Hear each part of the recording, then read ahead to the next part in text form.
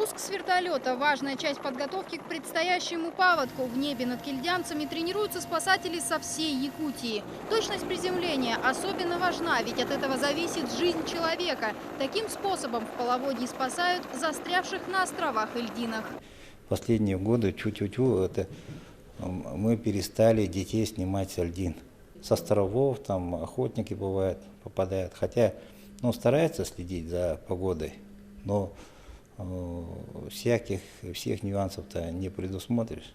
Готовится спасать не только в воздухе, но и на земле. На реках Якутии определены 78 затороопасных участков. На большей части из них проводится зачернение льда и снега. До 20 апреля необходимо завершить все работы. Особое внимание уделяют пунктам, находящимся в зоне затопления. По наихудшему сценарию прохождения весенне-летних паводков возможно в зоне потопления могут оказаться 121 населенный пункт или 24 муниципальных образования.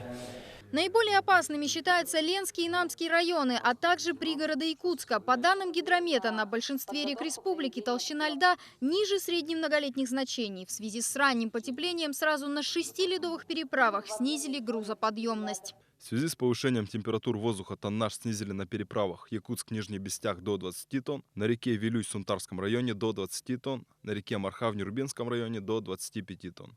Плюсовые температуры и малая толщина льда позволяют спрогнозировать раннее вскрытие рек. Ледоход в верховьях Лены, по данным синоптиков, может начаться в первой декаде мая. На Дальнем Востоке Якутия считается одним из самых паводкоопасных регионов, поэтому контролировать прохождение ледохода в республике будут более 200 гидропостов.